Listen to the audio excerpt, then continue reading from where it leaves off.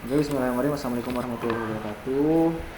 Izin memperkenalkan diri, nama saya Muhammad Nispadiola dari Teknik Mesin 21, di mana dengan NIM 2021 011052. Pada kali ini saya akan memaparkan cara kerja serta bahan-bahan apa yang digunakan pada rapid prototyping. Di antaranya ada stereolitografi, ada SLS, dan ada FDM atau 3D printing, yang dimana dimulai dari stereolitografi terlebih dahulu, yang dimana pada cara kerja sistem stereolitografi, dimana desain model 3D proses dimulai dengan pembuatan model 3D digital menggunakan perangkat lunak CAD atau Computer Aided Design. Model ini kemudian diekspor dalam format file STL yang berupa stereolitografi. Adapun model 3D ini dipotong menjadi lapisan-lapisan tipis oleh perangkat lunak slicing. Setiap lapisan ini akan menjadi panduan bagi printer 3D untuk membangun model secara bertahap. Dan pada printer SLA diisi dengan resin cair fotopolimer, di mana resin ini merupakan bahan yang akan dikeraskan oleh sinar laser ultraviolet atau UV. Di sini terdapat laser sinar UV. Kemudian pada proses pencetakan, di mana printer mulai mencetak dari lapisan paling bawah, di mana platform cetak diturunkan ke dalam tangki resin, hanya menyisakan lapisan tipis resin di antara platform dan dasar tangki. Dan sinar laser UV dipancarkan sesuai dengan pola lapisan pertama yang telah dipotong. Resin cair di area yang terkena sinar laser akan mengeras, membentuk lapisan solid. Kemudian setelah lapisan pertama selesai, platform cetak naik sedikit untuk memberikan ruang bagi lapisan berikutnya, di mana proses ini diulang untuk setiap lapisan dengan laser mengeraskan resin lapisan demi lapisan hingga model 3D selesai. Serta pada penyelesaian akhir dan pengerjaan akhir setelah pencetakan selesai, model 3D yang masih memiliki resin cair di permukaan diambil oleh printer. Setelah itu, model biasanya dibilas dengan alkohol isopropil untuk menghilangkan resin yang belum mengeras. Dan untuk memastikan semua bagian yang telah mengeras sepenuhnya, model seringkali dipanaskan atau dijemur di bawah lampu UV atau yang tadi laser ultraviolet tambahan. Lalu, model 3D mungkin memerlukan pemrosesan tambahan seperti pengamplasan, pewarnaan, atau pelapisan untuk mencapai hasil akhir yang diinginkan.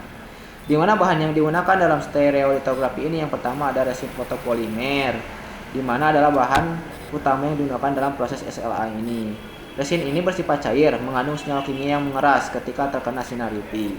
Dan terdapat beberapa jenis resin fotopolimer yang dapat dipilih, di antaranya ada tipe standar, terus ada yang tahan panas dan tahan benturan. Dan selanjutnya ada tipe resin fotopolimer yang biocompatible, di mana resin yang aman untuk digunakan dalam aplikasi medis dan kontak kulit. Dan yang terakhir ialah resin fotopolimer transparan. Dan bahan yang digunakan selain resin fotopolimer itu adalah resin khusus, di mana aplikasi memerlukan resin khusus dengan sifat-sifat unik seperti resin yang tahan terhadap bahan kimia tertentu atau yang memiliki konduktivitas listrik. Nah, dan selanjutnya yaitu SLS atau Selective Laser Sintering, di mana hampir sama untuk ini sistem SLS ini. Desain model 3D-nya dalam format diekspor dulu atau dibuat dulu menggunakan 3D menggunakan CAD atau Computer Aided Design, dan kemudian diekspor dalam format file STL atau stereolitografi. Yang kemudian model digital ini dipotong menjadi lapisan-lapisan tipis oleh perangkat untuk perangkat lunak slicing. Masih sama ya seperti yang stereolitografi. Namun pada persiapan printer SLS ini diisi dengan bahan bubuk seperti plastik, logam, keramik, atau komposit, di mana bubuk-bubuk ini diendapkan dalam lapisan tipis pada platform cetak. Pada proses pencetakan awal, di mana platform cetak dipanaskan hingga mendekati titik leleh bahan bubuk, tetapi tidak sampai melelehkan bubuk. Ia mengurangi energi yang dibutuhkan oleh laser untuk menyatukan partikel bubuk. Dan selanjutnya ialah penyinaran laser, di mana diarahkan sesuai dengan pola lapisan pertama dari model 3D. Si laser ini menyinari dan menyatukan atau mensinter partikel bubuk di area yang ditentukan, membentuk lapisan padat. Dan selanjutnya yaitu pembentukan lapisan baru, di mana setelah lapisan pertama selesai, platform cetak diturunkan sedikit untuk memberikan ruang bagi lapisan bubuk berikutnya yang akan diendapkan oleh roller atau pisau penyebar. Dan selanjutnya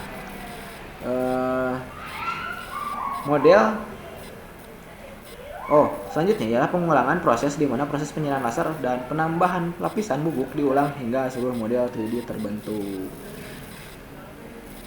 Ada powder layer, laser powder layer. Setelah itu, penyelesaian dan pengerjaan akhir di mana pencetakan selesai, platform cetak dinaikkan dan model yang sudah jadi dikeluarkan dari bed bubuk. Dan bubuk yang tidak tersinter disikat atau dibersihkan dari model dan dapat digunakan kembali untuk cetakan berikutnya. Namun model ini mungkin memerlukan pemrosesan tambahan seperti pemanasan tambahan atau annealing atau penghalusan permukaan, pewarnaan atau pelapisan untuk mencapai hasil akhir yang diinginkan. Adapun bahan-bahan yang digunakan dalam SLS ini diantaranya yang pertama ada polimer. Polimer itu bisa memakai nilon atau PA, dan TPU termoplastik poliuretan. Dan bahan yang digunakan SLS yang kedua itu ialah ada bisa logam, stainless steel, aluminium, titanium, serta sifat lain bahan lain atau ini bisa menggunakan keramik dan komposit. Selanjutnya yaitu push deposition material. Maksudnya push deposition modeling. Mohon maaf. Di mana pada FDM ini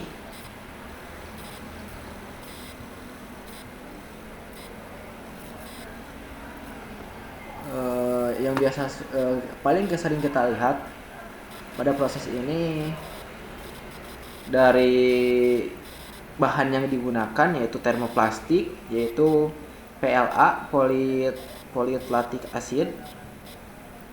Terus bahan yang digunakan ialah ABS, acrylonitrile butadiene stearin, dan PETG itu dari termoplastik.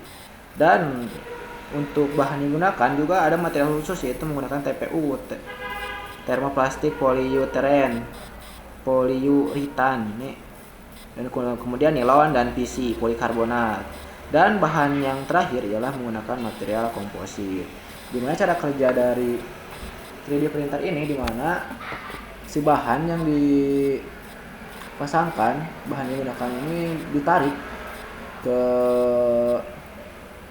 extrusion head untuk dibuat material filamen.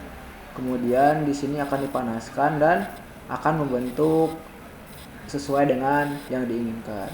Adapun cara sebelum dari itu pada 3D modeling juga hampir sama, diekspor terlebih dahulu, dan nanti si 3D printer ini akan membaca atas apa yang mau kita buat. Setelah itu kita convert dulu ke software yang kemudian di-convert dulu ke software yang akan memberikan kode, lalu kita tinggal memasukkannya ke card reader, dan kemudian si card reader ini dimasukkan ke 3D printer ini dan akan membaca dan bekerja sesuai dengan kode yang sudah terconvert tadi. Mungkin seperti itu yang bisa saya sampaikan. Saya ucapkan terima kasih, mohon maaf bila ada kesalahan maupun kekurangan. Saya Muhammad Yusfadilah dari TMD 1A, izin pamit undur diri. Wallahul muwaffiq. Wassalamualaikum warahmatullahi wabarakatuh.